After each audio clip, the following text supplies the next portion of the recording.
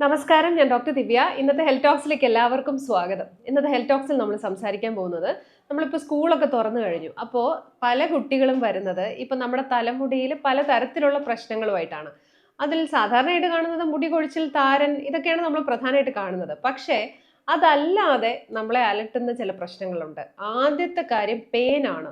അപ്പോൾ ഒരുപാട് കുട്ടികൾക്കും, അത് വളരെ ചെറിയ കുട്ടികൾ മുതൽ നല്ല മുതിർന്ന ആൾക്കാർക്ക് വരെ പെയിൻ ഒരു വലിയ പ്രശ്നമാകാറുണ്ട്. അപ്പൊ ഈ പെയിനെ എങ്ങനെ തുരത്താം എന്നുള്ളതിനെ കുറിച്ച് നമുക്ക് ആദ്യം അറിയാം. അതുപോലെ തന്നെ മുടിക്കായ മറ്റൊരു പ്രശ്നമാണ്. അതുപോലെ തന്നെ നമുക്ക് പെൺകുട്ടികളിൽ ഇപ്പൊ ഈ സ്കൂളിലൊക്കെ പഠിക്കുന്ന കുട്ടികൾക്ക് മുടി കൊഴിച്ചിലും അതുപോലെ തന്നെ നെറ്റി കയറുന്ന ഒരു അവസ്ഥയുണ്ട്. അപ്പോൾ ഇതിനെക്കുറിച്ച് നമുക്ക് ഇന്നത്തെ എപ്പിസോഡിലൂടെ സംസാരിക്കാം. അതുപോലെ ഹെയർ സ്റ്റൈൽ ചെയ്യുമ്പോൾ നമ്മൾ എന്തൊക്കെ ശ്രദ്ധിക്കണം, തല കുളിക്കുന്ന സമയത്ത്, ഷാമ്പു ചെയ്യുന്ന സമയത്ത് ഇതൊക്കെ എന്തൊക്കെയാണ് നമ്മൾ ശ്രദ്ധിക്കേണ്ടത്, അതിനെക്കുറിച്ചൊക്കെ ഇന്നത്തെ എപ്പിസോഡിലൂടെ നമുക്ക് മനസ്സിലാക്കാം. ആദ്യം പറഞ്ഞ കാര്യം പെയിനെ കുറിച്ചാണ്. അപ്പൊ ഈ പെയിൻ എന്ന് പറയുമ്പോൾ ശരിക്കും പറഞ്ഞാൽ എപ്പോഴും തല ചൊറിയുന്ന ഒരവസ്ഥ. അത് മാത്രമല്ല, നമ്മളിപ്പോൾ പുറത്തൊക്കെ പോകുമ്പോൾ എല്ലാവർക്കും ഒരു ചമ്മലാണ്. ആൾക്കാരുടെ മുമ്പിലൊക്കെ കുട്ടികളുടെ തലയിൽ പെയിൻ ഇരിക്കുന്നു, അല്ലെങ്കിൽ കൂട്ടുകാർ കളിയാക്കുന്നു, ഇതൊക്കെയാ പറയുന്നത്. അപ്പൊ നമ്മൾ ആദ്യം മനസ്സിലാക്കേണ്ടതെന്ന് പറഞ്ഞു കഴിഞ്ഞാൽ രണ്ട് രീതിയിലാണ് ഈ പെയിൻ ഒരാളുടെ തലയിലേക്ക് വരുന്നത്. ഒന്നെന്ന് പറഞ്ഞു കഴിഞ്ഞാൽ പുവർ ഹൈജീൻ. അതായത് പുവർ ഹൈജീൻ എന്ന് പറയുമ്പോൾ നമുക്ക് വൃത്തിയില്ലായ്മ എന്ന് പറയാൻ പറ്റില്ല, ശ്രദ്ധക്കുറവ് എന്ന് തന്നെ പറയേണ്ടി വരും. അതായത് ഇപ്പോൾ ഒരു പെയിൻ കയറി കഴിഞ്ഞു കഴിഞ്ഞാൽ എങ്ങനെയെങ്കിലും അതിനെ നമ്മൾ പുറത്ത് കളയാനായിട്ട് നോക്കുക, അല്ലെങ്കിൽ കൊന്നു കളയാനായിട്ട് നോക്കുക.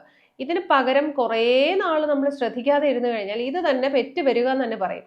അത് ഒരു അനിയന്ത്രിതമായ രീതിയിൽ നമുക്ക് കൺട്രോൾ ചെയ്യാൻ പറ്റാത്ത രീതിയിൽ പോകുമ്പോഴാണ് ശരിക്കും പറഞ്ഞാൽ ഈ നമ്മൾ എന്താ പറയുക, വളരെ കൊളോക്കിയലായിട്ടൊരു പെയിൻ പുഴുത്തു പോയി എന്ന് പറയും, അങ്ങനത്തെ ഒരു അവസ്ഥയിലേക്ക് മാറുന്നത്. രണ്ടാമത്തെ കാര്യം എന്ന് പറഞ്ഞു കഴിഞ്ഞാൽ ചില ആൾക്കാർക്ക് ഈ പെയിൻ ആയാലും എന്ത് തന്നെയായാലും, ഇപ്പൊ ചിലർ കൊതുക് പെട്ടെന്ന് കടിക്കും എന്ന് പറയും. ഇതുപോലെ തന്നെയാണ് പെയിനിന്റെ കാര്യം. എവിടെയെങ്കിലും എന്തെങ്കിലും ഉണ്ടെങ്കിൽ നമ്മൾ അത് എത്ര ചെയ്യാലും അത് വല്ലാത്ത രീതിയിൽ കൂടി വരുന്നത്. ഇപ്പൊ ചില കേസസ് ഒക്കെ നമുക്ക് ക്ലിനിക്കിൽ വരുന്ന സ്കിന്ന് നമുക്ക് സ്കാൽപ്പ് കാണാൻ പറ്റാത്ത രീതിയിൽ പെയിൻ ഇരിക്കുന്ന കണ്ടീഷനൊക്കെ ഉണ്ട്. അതിന് തീർച്ചയായിട്ടും മെഡിക്കേഷൻ തന്നെ വേണം.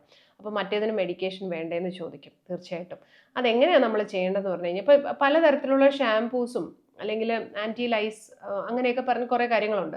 ഇതൊക്കെ അപ്പോൾ ഉപയോഗിക്കുമ്പോൾ ഒന്ന് ഓക്കെ ആവും, പിന്നീട് വീണ്ടും വരുന്നു, പിന്നീട് അത് കൂടുതലായിട്ട് വരുന്നു എന്നൊക്കെയാണ് എല്ലാവരും പറയുന്നത്. നമ്മൾ ശ്രദ്ധിക്കേണ്ടത്, എല്ലാ ദിവസവും നമ്മൾ സ്കൂളിൽ നിന്ന് വന്നു കഴിഞ്ഞാൽ തലമുടിയുടെ അറ്റത്ത് കുറച്ച് എണ്ണ, നമ്മുടെ വെളിച്ചെണ്ണ ഏതെങ്കിലും നമ്മൾ ഉപയോഗിക്കുന്ന എണ്ണ തേച്ചതിന് ശേഷം, മുടിയുടെ അറ്റത്താണ് തലയോട്ടിയിൽ, വളരെ ഡ്രൈ ആവാതെ, അതാണ് അതിൻ്റെ ഉദ്ദേശം, തേച്ചതിന് ശേഷം നമ്മൾ പെയിൻ ചെയ്യുക. പെയിൻ ചെയ്യുകയിട്ട് അത് ഒരു പെയിൻ പോലും ഇല്ല നമ്മൾ ഉറപ്പുവരുത്തുക. എന്ന് വെച്ചാൽ എല്ലാ ദിവസവും ചെയ്യുമ്പോൾ ക്രമേണ കൊണ്ട് നമ്മൾ പെയിൻ കുറഞ്ഞു വരും. ആദ്യത്തെ ഒരു മാസം നമ്മൾ പറയുന്നത് എല്ലാ ദിവസവും പെയിൻ ചെയ്യാനാണ് പറയുന്നത്. എല്ലാ ദിവസവും ഒരു ടൈം ടേബിൾ വെച്ചിട്ട് ഒരു 10-15 മിനിറ്റിൻ്റെ ആവശ്യമുള്ളൂ. അപ്പോൾ മാക്സിമം നമുക്ക് അന്ന് എടുക്കാൻ പറ്റുന്ന 10-15 മിനിറ്റ് കൊണ്ട് നമുക്ക് ചെയ്യാൻ പറ്റുന്നതിനെ എടുക്കുക. അടുത്ത ദിവസവും അതുപോലെ. അങ്ങനെ ഒരു മാസം കഴിയുമ്പോഴത്തേക്ക് അത്യാവശ്യം പെയിനുകളുടെ എണ്ണത്തിൽ കുറവ് വരും. പിന്നീട് നമ്മൾ ആഴ്ചയിൽ 2 പ്രാവശ്യം അല്ലെങ്കിൽ 3 പ്രാവശ്യം എന്നുള്ള രീതിയിലേക്ക് മാറ്റുക. അതും കുറഞ്ഞു കഴിയുമ്പോൾ പിന്നെ ആഴ്ചയിൽ ഒരു ദിവസം, അങ്ങനെ എല്ലാ ആഴ്ചയിലും ഒരു ദിവസം, അതപ്പോൾ സൺഡേ ഏതെങ്കിലും ഒരു ദിവസം സെലക്ട് ചെയ്തിട്ട് നമ്മൾ പെയിൻ ചെയ്യാനായിട്ട് നോക്കുക.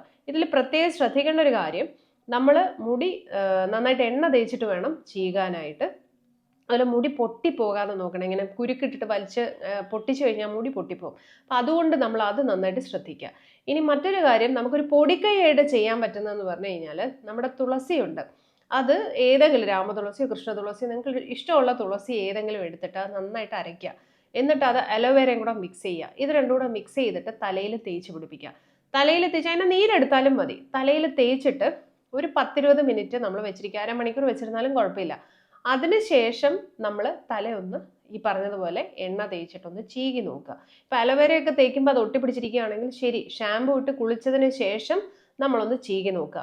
അപ്പം നമുക്ക് ആ പെയിൻ കൂടുതലായിട്ട്, അതായത് ചിലതൊക്കെ ഭയങ്കര ട്രിക്കി ആയിരിക്കും, പെട്ടെന്ന് കിട്ടത്തില്ല. അപ്പം അതൊക്കെ നമുക്ക് കിട്ടും. പിന്നെ ഈരുവലി എന്ന് പറഞ്ഞൊരു സാധനമുണ്ട്. ഈരുവലിയെ പറ്റി ഞാൻ ഈ തലമുറയിൽ ഒരാളോട് പറഞ്ഞപ്പോൾ ഈരുവലി കേട്ടിട്ടില്ലെന്ന് പറഞ്ഞു. അപ്പം ഈരുവലി എന്ന് പറഞ്ഞാൽ ഈറിനെ കൊല്ലുന്നൊരു സാധനമുണ്ട്. അപ്പം അത് നിങ്ങൾക്ക് സെർച്ച് ചെയ്ത് കഴിഞ്ഞാൽ മനസ്സിലാവും.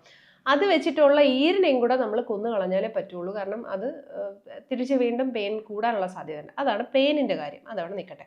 ഇനി കൂടുതൽ പെയിൻ വരികയാണെങ്കിൽ തീർച്ചയായിട്ടും നമുക്ക് ഇൻറ്റേർണൽ മെഡിസിൻസും കൂടെ എടുക്കേണ്ടി വരും. അതും എടുത്ത് നമ്മൾ എക്സ്റ്റേണൽ ട്രീറ്റ്മെൻറ്റ് കൂടെ ചെയ്യുമ്പോൾ അത് പൂർണ്ണമായിട്ട് നമുക്ക് മാറ്റാൻ പറ്റും. ഇതാണ് അതിൻ്റെ കാര്യം. അടുത്തൊരു പ്രശ്നം എന്ന് പറഞ്ഞു കഴിഞ്ഞാൽ മുടിക്കായാണ്. മുടിക്കായ എന്ന് പറയുമ്പം നമ്മളെ മുടിയിൽ ഇങ്ങനെ വെളുത്ത കളറിലോ അല്ലെങ്കിൽ കറുത്ത കളറിലോ ഇങ്ങനെ കട്ടയായിട്ട് ഇങ്ങനെ ഈര് പോലെ തോന്നും. പക്ഷെ നമ്മളിപ്പോൾ അത് പൊട്ടിക്കാൻ ശ്രമിച്ചു കഴിഞ്ഞാൽ മുടിയോടെ പൊട്ടി വരും. അതെന്ന് പറഞ്ഞാൽ പിയഡ്ര എന്നാണ് പറയുന്നത്. പിയഡ്ര എന്ന് പറയുന്നത് ശരിക്കും പറഞ്ഞാൽ അതൊരു ഫംഗൽ അറ്റാക്ക് ആണ്. അതായത് നമുക്ക് എന്ത് കാരണം കൊണ്ട് വരുന്നു എന്ന് ചോദിച്ചു കഴിഞ്ഞാൽ ഒരു ഇതായിട്ട് പറയുകയാണെങ്കിൽ പുവർ ഹൈജീൻ എന്നാണ് സാധാരണ പറയുന്നത്. വെച്ചാൽ നനഞ്ഞ മുടി കെട്ടി വയ്ക്കുക, പ്രോപ്പറായിട്ട് വാഷ് ചെയ്യാതിരിക്കുക, മറ്റുള്ളവരുടെ ചീപ്പും സാധനങ്ങളും ഒക്കെ എടുത്ത് ഉപയോഗിക്കുക. നമുക്ക് ഇമ്മ്യൂണിറ്റി കുറയുമ്പം എന്താ പറയുക, മറ്റുള്ളവരുടെ എടുത്തു കഴിഞ്ഞാൽ തീർച്ചയായിട്ടും ഇത്തരത്തിലുള്ള ഫംഗൽ അറ്റാക്ക് വരാൻ സാധ്യതയുണ്ട്. ഇതിൻ്റെ ഒരു പ്രശ്നം, ഇത് നമുക്ക് മുടിയിൽ എത്ര ശ്രമിച്ചാലും പിടിച്ചെടുക്കാൻ പറ്റത്തില്ല. അത് അവിടെ വെച്ച് പൊട്ടിച്ചെടുക്കുക, അല്ലെങ്കിൽ അങ്ങനെ മാത്രമേ അത് പോകുന്നുള്ളൂ. അപ്പോൾ ഇതിന് പ്രതിവിധി എന്താണെന്ന് ചോദിച്ചു കഴിഞ്ഞാൽ ആദ്യം ഇത് വരാതെ നോക്കുക എന്നുള്ളതാണ് ആദ്യത്തെ കാര്യം. രണ്ടാമത്തെ കാര്യം, ഇത് അവിടെ വെച്ച് നമ്മൾ ജസ്റ്റ് കട്ട് ചെയ്ത് കളയുക എന്നുള്ളതാണ്. കട്ട് ചെയ്യോ ട്രിം ചെയ്യോ അങ്ങനെ എന്തെങ്കിലും ഒന്ന് ചെയ്താലേ പറ്റുള്ളൂ. ഇത് മരുന്ന് തേച്ച് മാറ്റാമെന്ന് പറഞ്ഞു കഴിഞ്ഞാൽ കണ്ടീഷൻ മാറ്റാൻ നമുക്ക് മെഡിസിൻ ഉണ്ട്. പക്ഷേ ഒരിക്കൽ വന്നു കഴിഞ്ഞാൽ അവിടെ അഫക്റ്റഡ് ആയി കഴിഞ്ഞാൽ, ഇത് ബ്ലാക്കും വൈറ്റും ഉണ്ട്, രണ്ട് രീതിയിലുണ്ടെന്ന് പറഞ്ഞല്ലോ. അപ്പോൾ ഇത് വന്നു കഴിഞ്ഞാൽ തീർച്ചയായിട്ടും നമ്മൾ അതിന് ട്രീറ്റ്മെൻറ്റ് എടുത്താലേ അത് മാറുകയുള്ളൂ. പിന്നെ കൂടുതൽ അത് വ്യാപിക്കാതിരിക്കാൻ വേണ്ടിയിട്ട് അതിനെ ട്രിം ചെയ്ത് കറക്റ്റാക്കി നിർത്താൻ വേണം. ഇതൊരു കാര്യം. ഇനി സ്കൂളിൽ പോകുന്ന സമയത്ത് നമ്മൾ ശ്രദ്ധിക്കണം, ഞാൻ നേരത്തെ പറഞ്ഞ രണ്ട് അവസ്ഥയുടെയും ഒരു കാര്യം, ഇപ്പോൾ ഈ രണ്ട് സൈഡും പിന്നിയിട്ടൊക്കെ കെട്ടിയിട്ട് പോകുന്ന കുട്ടികളുണ്ട്. അതിപ്പോൾ രാവിലെ തല കുളിക്കണമെന്ന് നിർബന്ധമാണെങ്കിൽ, ഒന്നെങ്കിൽ നിങ്ങൾ രാവിലെ തല കുളിക്കുന്നുണ്ടെങ്കിൽ ഒരു കാരണവശാലും ചെറിയ നനവോടുകൂടി പോലും അത് കെട്ടിവയ്ക്കാൻ പാടില്ല. നനവോടുകൂടി കെട്ടിവെച്ചാൽ താരൻ മുതൽ ഫംഗൽ അറ്റാക്ക് മുതൽ ഈ പറഞ്ഞ പിയഡ്ര അല്ലെങ്കിൽ മുടിക്കായ മുതൽ ഇങ്ങനത്തുള്ള എല്ലാ കണ്ടീഷനും നമുക്ക് വരാനുള്ള സാധ്യത 99%. അപ്പം അതുകൊണ്ട് അത് ദയവേത് നിങ്ങൾ ചെയ്യരുത്. രാവിലെ കുളിക്കുന്നെങ്കിൽ ഒരു ടേബിൾ ഫാനോ അല്ലെങ്കിൽ ഫാനൊക്കെ ഇട്ട് നന്നായിട്ട് മുടി ഉണക്കുക. കുറേ നേരം നമ്മൾ അഴിച്ചിട്ടിങ്ങനെ എടുക്കുകയാണെങ്കിൽ മുടി നന്നായി ഉണങ്ങും. അങ്ങനെ ഉണ്ടെങ്കിൽ മാത്രം രാവിലെ കുളിക്കുക. എന്നിട്ട് ഈ രണ്ട് സൈഡും കെട്ടിവയ്ക്കുക. ഒന്ന്, പിന്നെ ധാരാളം എണ്ണ തേക്കുന്നൊരു സ്വഭാവമുണ്ട്. ദയവേത് അമിതമായിട്ട് എണ്ണ തലയൊട്ടിയിൽ വാരി തേക്കരുത്. തേക്കുകയാണെങ്കിൽ തീർച്ചയായിട്ടും തേക്കുകയാണെങ്കിൽ അന്ന് തന്നെ അത് ഏതെങ്കിലും രീതിയിൽ, ഇപ്പം നാച്ചുറൽ മെത്തേഡ് ഉപയോഗിക്കാൻ ഇഷ്ടമുള്ള ആൾക്കാരാണെങ്കിൽ നമ്മൾ ചെമ്പരത്തി താളിയോ അല്ലെങ്കിൽ അത്തരത്തിലുള്ള ഒരു ശിക്കക്കായോ പോലത്തുള്ള മെത്തേഡ്സ് ഉണ്ട്, അത് വെച്ചിട്ട് വാഷ് ചെയ്ത് കളയണം. അതല്ലെങ്കിൽ മൈൽഡ് ആയിട്ടുള്ള ജെന്റിലായിട്ടുള്ള സൾഫേറ്റ് പാരബൻ ഫ്രീ ആയിട്ടുള്ള ഷാംപൂസ് വേണമെങ്കിൽ അങ്ങനെ ഉപയോഗിക്കാം. ഞാൻ ചെറിയ പ്രായത്തിൽ ഒരുപാട് ഷാംപൂ ഉപയോഗിക്കുന്നതിനെ പറ്റി എനിക്ക് അഭിപ്രായമില്ല. എങ്കിലും പറഞ്ഞു വന്നത് തലയൊട്ടിയിൽ അമിതമായിട്ട് എണ്ണ തേച്ച് വെക്കരുത്. മുടിയിലെ കാര്യം പറയുകയാണെങ്കിൽ മോയ്സ്ചറൈസ് ചെയ്ത് വെക്കാൻ വേണ്ടിയിട്ട് എണ്ണ നമുക്ക് അപ്ലൈ ചെയ്യാം.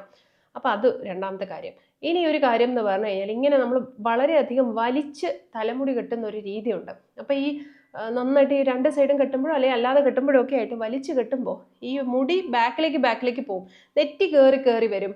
ഇവിടെ കെട്ടുന്നെങ്കിൽ ഈ വീതി ഇങ്ങനെ കൂടി വരും, രണ്ട് സൈഡിൽ അകലം കൂടി വരും. സംഭവം ഇങ്ങനെ വലിയാണ്. അപ്പോൾ ഈ ട്രാക്ഷൻ അലോപേഷ്യ എന്ന് പറഞ്ഞൊരു കണ്ടീഷൻ ഉണ്ട്. ട്രാക്ഷൻ അലോപേഷ്യ എന്ന് പറയുന്നത് നമ്മളിപ്പോൾ പോണിറ്റെയിലൊക്കെ കെട്ടുമ്പോഴായാലും ഇതേ സംഭവം തന്നെ വരുന്നത്. അപ്പോൾ ആൺകുട്ടികളാണെങ്കിൽ ഇങ്ങനെ ആക്കുന്ന ഒരു സ്വഭാവമുണ്ട്. അപ്പം നമ്മൾ ടീനേജേഴ്സ് ഒക്കെ ആണെങ്കിലും അല്ലെങ്കിൽ കുറച്ചുകൂടെ മുതിർന്ന പിള്ളേരാണെങ്കിലും സംസാരിച്ചുകൊണ്ടിരിക്കുമ്പോൾ തന്നെ അവർ മുടി ഒഴിച്ചിലെ പറ്റി പറയും, നെറ്റി കയറുന്നു എന്ന് പറഞ്ഞിട്ട് ഇങ്ങനെ രണ്ടാക്കാക്കും. അപ്പോൾ ശരിക്കും പറഞ്ഞാൽ ആ കയ്യിൽ പിടിക്കുന്ന മുടി നമ്മൾ ബാക്കിലോട്ട് എടുക്കുക ചെയ്യുന്നത്. ഇത് തന്നെ സ്കൂളിൽ പോകുന്ന പെൺകുട്ടികളാകുമ്പോൾ കുറച്ചുകൂടെ മുടി കെട്ടി വയ്ക്കുമ്പോൾ ഈ ഒരു രീതി, അതുകൊണ്ട് ലൂസായിട്ട് കെട്ടാനായിട്ട് നോക്കുക. പിന്നെ നമ്മൾ വെള്ളം നന്നായി കുടിക്കുക, ഫുഡ് കറക്റ്റായിട്ട് കഴിക്കുക, ഇമ്മ്യൂണിറ്റി എപ്പോഴും മെയിൻറ്റെയിൻ ചെയ്ത് നിർത്തിയാൽ മാത്രമേ നമുക്ക് ഈ ഒരു കാര്യം സാധ്യമാകൂ. അപ്പോൾ ഇന്നത്തെ എപ്പിസോഡിൽ ഞാൻ പറഞ്ഞ കാര്യം നിങ്ങൾക്ക് എല്ലാവർക്കും ഉപകാരപ്രദമായി കാണുമെന്ന് പ്രതീക്ഷിക്കുന്നു. Thank you so much and keep watching.